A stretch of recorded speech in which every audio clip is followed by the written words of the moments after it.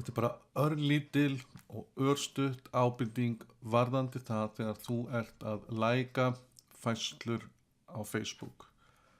Hér er dæmigerð Facebook færsla og hér er like-knappurinn og það er hægt að smetla á hann og eða velja og líka tegundir. En taktu eftir hérna, liking and commenting as íðan fræðslusetur. Ef að ég myndi smetla á like-knappinn núna, þá væri í raun og veru íðan að læka þessa færslu. Og það er í flestu tilfellum ekki það sem við viljum gera. Þannig ég smetli hér og ég get valið mig.